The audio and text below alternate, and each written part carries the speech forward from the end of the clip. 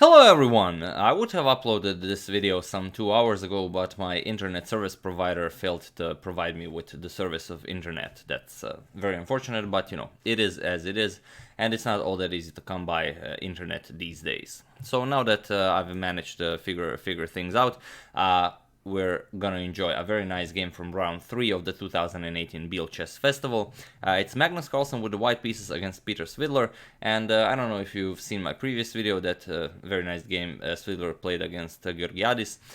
There I mentioned that I'm really looking forward to this game, and let me tell you, the game did not disappoint. It's a very nice Najdorf variation. I'm sure Najdorf would have been proud how both of them played this, you know, with the black and white pieces both. And I've mentioned in my previous video that, sorry about that, here we have, before this game, Svidler had a positive score against Magnus Carlsen. So regarding classical time format, he defeated Magnus Carlsen 2 times, Carlsen beat him once, and they played 12 draws. So I mentioned this was a very nice opportunity for Carlsen to even out the score. Now, well, okay, without further ado, let's check out this amazing game. Carlsen opens the game with e4, as he does have the white pieces, and we even have a photo of this very nice moment. There you have it. Could be one of the better photos I've ever seen of the first move being played. It's from the official Biel Chess Festival website. I'm not sure who took it. I'm pretty sure it's Leonard, but I will have to check it, as there is something wrong with their Dropbox folder at the moment. But I will put a link in the description below so you can enjoy it. You know, they'll probably fix it. So okay, e4, and as I already mentioned, the Najdorf will be on the board, so let's just go right to it. c5, the Sicilian defense, knight f3, d6, d4, c captures, knight captures, and the knight to f6. Knight to c3, and Svidler goes for the Najdorf variation, a6. And here, after not too much thinking, Carlsen goes bishop to g5.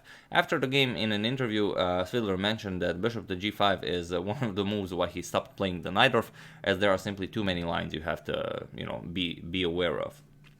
But he goes for the sharpest line, knight b to d7. We have queen to e2 by Carlsen, and now h6. Either forcing Carlsen to move the bishop back, maybe to e3, maybe to h4, or to capture on f6. Carlsen goes bishop to h4, and now comes g6. We have f4, and here Svidler did consider what to play for quite some time. e5 is the main line here, and he mentioned this after the game, but as Carlsen really played quickly up until this point, he didn't want to challenge him to the main line. So okay, he decided for queen to c7, Carlsen castled queenside, and we have bishop to g7.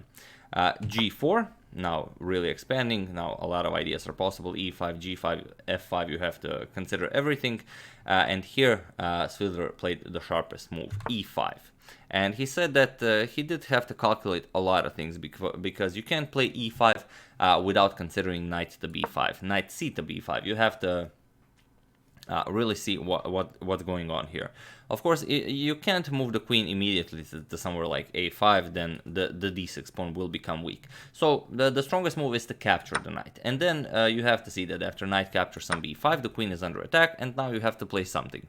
So this is what Svidler said. He said that he thought that it wasn't really that great because of queen to c6, now with a double attack against the e4 pawn, but then Carlsen shown a very nice variation. Rook captures on d6, attacking the queen, queen captures on e4, and now the spectacular rook to e6 check. And now you see the problem. If you capture the rook, pawn captures, you get knight to d6 check, you lose the queen and the game. If you don't capture it, if you move the king, for example, to d8, then this is even worse. Queen captures queen, the knight is pinned, you cannot capture here. And of course, if king to f8, then comes the punisher, rook to e8 check. Once again, if you capture with the king, you get rook to d6 check.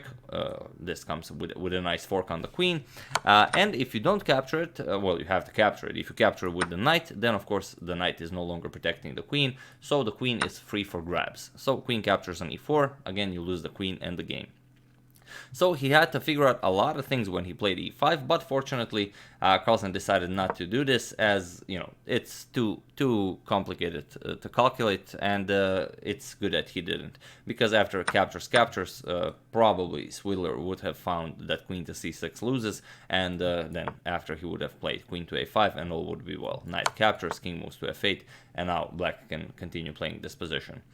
But okay, after e5, Carlsen played f captures on e5, we have knight captures on e5, and now h3, solidifying the position. You know, you have to protect the g4 pawn. Bishop to e6, queen to f2, and now knight f to d7. And this is another beautiful moment in this game. Carlsen can play a lot of things. Knight captures on e6, rook to g1, king to b1, for some reason. If you enjoy playing moves like king to b1, a3 is an idea. But Carlsen plays a move that is very characteristic for the Najdorf, bishop to b5, offering a full piece here. So what do you do here? One of my favorite games in the Najdorf where bishop to b5 was played is the original Bronstein versus Najdorf. Okay, pawn to b5 was pushed there, and then bishop captures was played. But it's definitely a classic. If you haven't seen it, I will put a link to it in the description below. I've made a video on it. It's quite a nice game. I definitely recommend it. So here, Svidler disregards the bishop and he simply castles. Capturing the bishop would not go very nicely for black, as after knight captures, your queen is under attack, you have to move it. Queen c5, and now comes the knight captures on e6, and black is lost whatever he plays. You can capture this knight, you can capture this knight, with that, whichever knight you capture, it doesn't really matter. If you capture this knight, you get knight c7 check with this monster fork. You lose the queen and the game, of course. And after this queen to c5 move, knight captures on e6. You could also choose to capture this knight, but it's no better. Knight captures on d6, and now you see that the bishop from h4 is slicing all the way here, the queen is slicing all the way here, king has nowhere to go. You have to capture the knight, and then rook captures queen, of course, wins the game. So after this bishop to b5 move, Svidler quickly castles. So we have castles. Bishop captures on d7, queen captures on d7, and now, while you could play a lot of things here, for example, bishop to f5, force a trade of the dark square bishops, that bishop on g7 Svidler has is a very nice piece. Carlsen is already 2 out of 2 in this tournament. This is round 3, and he really, developed a taste for a full point, so he wants to go for more. So no reverse here. Knight to f5. So what do you do here? The bishop is under attack. You can never allow this knight to capture the dark square bishop, as then white will be too strong with his dark square bishop, and also there is a double attack against the d6 pawn with the knight and the rook here. So the strongest move is to capture it. Svidler captures the knight, and now we have g captures on f5. And now the bishop is under attack. The only square for the bishop is c4, but Svidler doesn't move the bishop. He plays king to h7. Why doesn't he move the bishop? I mean, if you can save the piece, why not? Because if bishop here, then f6 is coming. If you want to keep on saving pieces, bishop to h8, then comes queen to f4 with an attack against the h6 pawn. Knight to g6 attacking the queen, queen captures on h6, and now this position would be unplayable for white. There are simply too many resources here. Rook to g1 is coming, e5 is coming, the d6 pawn is pinned from the rook here, knight to e4, perhaps the g5 is coming, queen to h7 would be a terrible threat. I don't think this would be playable for black at all. So after g captures on f5, Svidler doesn't save the piece, rather king to h7. And now Carlsen could capture the bishop, but if you capture the bishop, then pawn captures, opens up an attack towards your queen. After queen moves, rook a c8, you can simply continue playing this game. Black is perfectly fine here, even better. So after this king to h7, Carlsen continues his onslaught. Rook h to g1. And once again, if you try to get away, for example, bishop to c4, then you get rook captures on g7 with check. King captures, queen to g3 check, king moves, and now, of course, all of you can see it, queen captures on e5, a very nice idea. You have to capture, and then rook captures on d7. Carlsen would be up a pawn, probably winning this game. So after rook h to g1, Svidler doesn't allow rook captures on g7. Bishop to h8 is played. And here, again, a very critical moment in the game. Carlsen plays bishop to g3. Also possible was bishop to g5. Carlsen decides not to go for this, as it's winning in so many ways, but it's not winning. If bishop to g5, the strongest is to capture it. Pawn captures, and after rook captures, okay, now white is threatening checkmate here with queen to h4, and it's, you know, depending on what you play and how you decide to defend this, you know, you will either win or not win this game. If bishop to g7, preparing to meet this move with bishop to h6, then comes rook to h5 check, king moves, and now f6 attacking the bishop here. As you can't really save everything, you have to give up something. Knight to g6, blocking the g file. Now comes rook to g1, and after bishop to h8, not allowing any captures, queen to f4 is coming. Of course, the knight is pinned, the queen is threatening to come here to h6. You cannot allow this, and there's really nothing for you to play here. After bishop captures, queen captures, there would be no defense against rook to h8 checkmate, as the knight on g6 is pinned. But fortunately for black, after rook to g5, you don't have to defend with bishop to g7. You can defend with knight to g6. Not the easiest move to find, but you know, you have to give up your extra material immediately. After f captures here, opening up an attack towards the queen. Queen to h4 check, king moves to g7, now comes rook d to g1, attacking here. And now you can either, well, the best thing for you would do is to run away with the king, king to f7. And now if you try rook to f1 check, king simply goes back, forcing white to repeat moves, and if you capture, then you get bishop captures on c3. Pawn captures, and now king to e8, the black king escaped, and black will enjoy his extra piece. Still, it's a very sharp position, but not likely white can push for anything here. So Carlsen decides not to go for this sharpest of lines, rather he plays bishop to g3. There are some threats here, of course. F6 blocking the bishop, and then bishop captures knight would be very nice.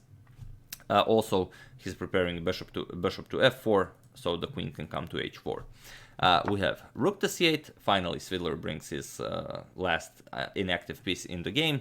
And now we have bishop to f4. Carlsen would very much enjoy playing queen to h4 followed by queen captures on h6 checkmate. So Svidler doesn't allow it. Queen to e7, blocking Carlsen from coming to h4. F captures on e6. Now finally Carlsen grabs the extra piece. F captures on e6 and queen to g3, unpinning. We have rook to g8 attacking Carlsen's queen, queen to f2, and now rook g to f8. Again, preparing to pile up on the pinned bishop. Carlsen again unpins, queen to g3, and now rook to g8, queen f2. The position has repeated itself 3 times, and it's a draw by repetition of moves. It's already here after rook g to f8. There was nothing to do here. You could block this somehow like this, but then it's actually black who would be on the counter attack. After knight comes to c4, already a double attack against the b2 pawn. e5 is a threat, attacking the pinned piece, and after c3 blocking this, e5 is coming. Of course, now queen to g3 does save white because queen to g6 is a threat of checkmate, but after black stops this and white retrieves the bishop, it's actually black who will be on the attack here. So yeah, definitely, you know, a possibility, but they decided, you know, both of them played a very nice game. Both of them are satisfied with the result in the tournament so far, so, you know, no reason to spoil it. After queen to f2, they agreed to a draw, and this beautiful game was created with so many tactics and so many hidden resources. I'm sure Najdorf would applaud both of them to how they played it, you know, played his variation with the white and black pieces both. So yeah, that's the game. I do hope you enjoyed it. Once again, we can check out this very nice photo of Carlsen's first move. I'm really enjoying it. Definitely one of the better photos of e4, of pre-e4 ever made. So hope you're enjoying this as well. Hope you're enjoying the coverage of the tournament so far. You know, do check out the links in the description below. You know, some of the other photos from the Biel Chess Festival. You know, you can enjoy them. Do check out the game Rhg1 versus Najdorf if you haven't seen it. It's really an amazing game. And that's it for now. Thank you all for watching. As usual, you can check 2 of my previous videos here, and I'll see you soon, perhaps with some of the other games from round 3, but then again, we do have to continue our Bobby Fischer series. Thank you all, and I'll see you soon.